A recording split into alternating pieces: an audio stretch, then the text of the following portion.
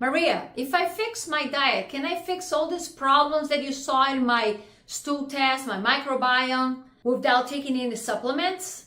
Great question. Coach Maria Horstman here from BFABBU.com. So this was a question I got during a 90-minute conversation with a client of mine. So during this 90-minute, I can reveal and explain the test results from a stool test, microbiome health, adrenal cortex test, which is about your cortisol levels throughout the day, food sensitivity test, and also a very comprehensive set of blood work. Way more comprehensive than the general physician will run in most people. So this gives a baseline, a big picture of what's going on with this person. So some of the symptoms this person has is stubborn weight, cannot lose weight. She's early 50s, stubborn weight, so having some fatigue, energy dumps here and there, really has no libido, doesn't even know what that is anymore, and a few other things. So she wants to dive into understanding what kind of dysfunctions she's having in the body to fix this as early as possible, which I applaud, and that's great. During our conversation about the gut health, there's several things that popped up. And I was telling her that when we work together, we look into eating protocols or a plan, natural, with herbs and several other supplementations and nutrients to rebuild the gut. Certain parts of the gut needs to be rebuilt, other things have to be eradicated, but we have to work on it. So her question is, do I really need to take these supplements? Can I just fix my diet?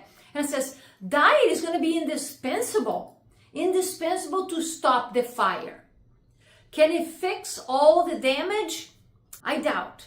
The reason is because we saw presence of parasites, H. pylori, bacterial overgrowth, commensal bacteria, the good bacteria is not up to par. The immune system is on fire. Pancreatic enzymes are low. So this person has several things. And you ask, how the hell did I get here? Well, it didn't get there in the last 1 year, 2 years, 5 years. This could have been going on for years and years and years. And how did she get a parasite? How did she get H. pylori? Look, there is multiple reasons. She could have got H. pylori from being contagious, so could have got from somebody else many years ago, right? The parasite could be from traveling, fecal contamination, yes? We touch stuff, right? Water could be on foods. So there's many ways that we can get these parasites and bacteria. Now, how do we damage the gut, good and bad bacteria? Opportunistic bacteria grows when our environment is helping us to get elevated bacteria that are called opportunistic because they thrive in an environment that is not solid. They thrive in an environment that is not protected. And that's what one of the key roles of having good keystone bacteria.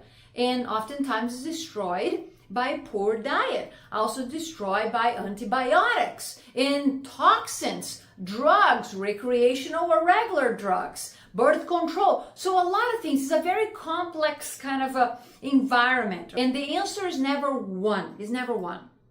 So her diet will definitely contribute to hopefully stop the fire and start rebuilding the good bacteria. But as far as dealing with H. pylori and bacterial overgrowth and parasites, which are stressors to the body, which now we see some of that on the blood work as well, and also is creating liposaccharides, which are inflammatory that impact cardiovascular disease. My answer to her was, it's going to be very hard, right? So there is phases that you can help the gut over here rebuild while we get into a more, I want to say, intense kind of a plan that is going to include antimicrobials, that is going to include binders, going to include several other things. These protocols are 90 to 120 days, depends on the person and their commitment. And then we normally retest to see how well we got, right? But all this, without the foundation of a lifestyle, is not going to do much, okay? Because what we also showed on her is her stress levels are elevated. Well, not her stress levels are elevated. Her cortisol levels are elevated. Could they be coming from stressors in the body? Yes. Could be coming from glucose levels being elevated? Yes. Could be coming from insulin sensitivity? Yes. Could be coming from food sensitivities? Yes. All those things can elevate glucose, can elevate insulin, can elevate cortisol. So it's not one answer. The body is very smart. It's going to fight to give us what we need. But we see those trends. What else is problematic with elevated levels of cortisol? Well, it's catabolic to the gut, immune system. These bacteria thrive on a weaker gut, right? It's also catabolic to our thyroid, conversions of T4 to T3, which is kind of, inactive to active thyroid hormones. It squashes our sex hormones. And in her case, she's got very low testosterone, even estradiol in her early 50s. And so those things are going to contribute for her poor mood, energy, inability to build muscle. Whether she's exercising or not, it's going to be more difficult. So those things are important. What else did we find in addition? Well, a lot of the foods that she was eating are not doing her a favor. And she says, I kind of noticed this a while back, that when I eat this, but did she stop eating it? Sometimes we need data, and that's why I run a data-driven kind of approach with my clients, where we look into the data, I help identify the dysfunction, imbalances, so then we can address it specifically to that person. Instead of being, let's do this cleanse, let's do that, let's put this supplement. No, let's feel the body what we need, right? From blood work, we saw signals of inflammation, which makes sense. The gut is also creating bacteria, has bacteria that actually gives inflammation to the body, creates inflammation, liposaccharides, which are also correlated to cardiovascular health. We see other signs of inflammation with insulin, ferritin being elevated, right? Lipoprotein A, cardiovascular killer, and several other things. So when we take an approach of looking into data, then we start seeing the big picture, and we can also dive into the forest, right? Into the trees. And with that in mind, we can help somebody in a much more effective way. And that is what we do at BFATBU. We lead a data-driven approach, systemic approach that actually is proven to get people results. Whether it is weight, whether it's fatigue, whether it's hormonal imbalances, whether it's cardiovascular, there are ways that we can do this naturally. Yes, lifestyle is key. And in this case of this person, I said, hey, creating a better environment where these stress levels are smaller, less, will help the body to thrive as well. So there is habits here to improve. Not only habits about what we eat, when we eat, but we have to help the body. The body cannot heal when it is in a state of stress. The body can only heal when it is in a rest and digest mode. So for all my busy professionals out there, which I love you because I'm one of those too. Yes, I'm no longer in corporate after 20 plus years. I now run my own business. It is stressful no matter what.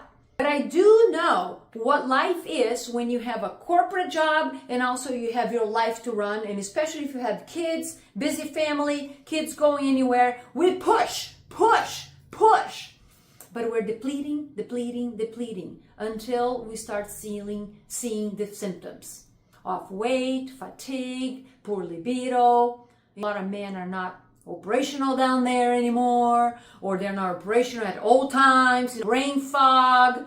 These are some of the common symptoms. They go to the gym, cannot build muscle. They feel like definitely some gastrointestinal issues, feel bloated, slow down on energy, which food should give you energy. You wonder, why is that? Is that all about the food that you're eating that might be off from a macronutrient? Well, or could be your digestive system is not really breaking down those foods, or you're having problem absorbing those foods and you get sick often. How come such and such didn't get sick? Well, can we see that in a stool test if your immune system is low? Yes. Can we see that looking into your blood work from a functional level, which is tighter ranges, so we can start seeing subclinical issues that we start identifying problems way ahead of the game? Yes, we can do all that. So if you're a person that maybe some of this kind of resonated, or you're ready, you know what, I gotta take a look at this. Let's take a look at this, right? Reach out. Either you're seeing this on some social media or in YouTube or whatever you got to see me over here and talk about it. Reach out. Send me a private message. Put in the comments, whatever it is. But know that we at BFABBU and the Horseman Method, we are here to help our professionals to lead an optimal and healthy life so you can do the most with the time that you have. And it's not about working all the time. It's about working effectively, being productive, having more energy at work and outside work, feeling your best. And that's what we help you with. So again, have a wonderful day. If you have any questions, don't hesitate. Reach out, Maria Horstman from bfabbu.com. Have a wonderful day.